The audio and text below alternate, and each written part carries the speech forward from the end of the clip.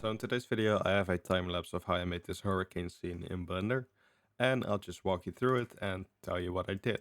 So first, I started with a hurricane model from the NASA website, which is from Hurricane Katrina in 2005, and just adding that in and having it be a volume scatter, and then adding in some lighting inside of cycles. I wanted to have the ocean underneath it, but later I decided it would be best if we just keep it black, because you probably wouldn't be able to see much as well with like the CRT effect that I did. So the main thing I took away from that is just having the nice camera angle, and yeah, just the water plane didn't really matter that much in the end. I added in a simple deform modifier so I can make the hurricane swirl and kind of change in shape over time.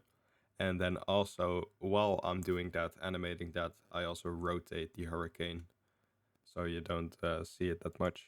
Later, I switched over to EEVEE-NEXT, which was pretty weird to work with in volumetrics, but it did do a better job than Eevee would do because it would just be like a square. But it was a lot darker than in the viewport, which was pretty weird. But I figured out if you disable the shadows, it is pretty much a one-to-one match. But I did still have some weird artifacts in the final render, where some frames were lighter than others, which was pretty bad, but for my CRT effect, not really that big of a deal. So then I started animating like I said I would, just adding keyframes to rotate it one way, and then just the simple deform as well. Then after that was done, I added in some compositing inside of Blender, but later decided to just render everything in an OpenEXR 16-bit and then just composite it inside of DaVinci Resolve. But it did give me a pretty good idea of what I wanted to change in DaVinci Resolve. Then in DaVinci Resolve, I loaded in my footage, and as you can see here, the flickering is appearing quite a bit.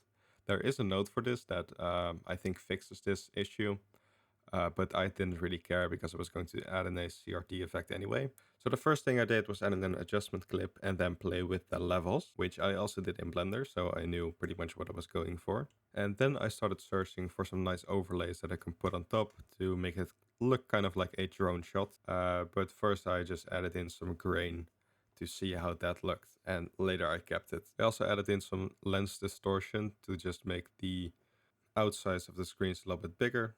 Just makes it look a little bit more ominous. And then I added in the CRT effect and just made sure that it didn't have those ugly borders, and it was just 16:9 aspect ratio. Then I wanted to add in the accurate date of when this hurricane appeared, and then the time as well of when this image was taken. So I added in some text and then just chose a font that would pretty much just match whatever would be on screen.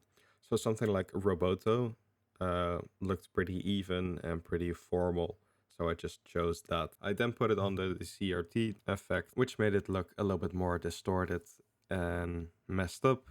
It made it look more ingrained in the footage instead of just overlaid on top. Next, I wanted to add in the time. This is also the accurate time of when this mesh was made, and then just animate the seconds. But I realized you couldn't really do that in text, in the normal text node, so you had to do text plus. So I just had to adjust everything again. And then I just animated the seconds by hand. There's probably a method to do this procedurally, but I didn't know that. If you do, please let me know in the comments, but I just did it manually. Then I started on the sound design, and I already made some sounds in FL Studio with like noise generators and things like that.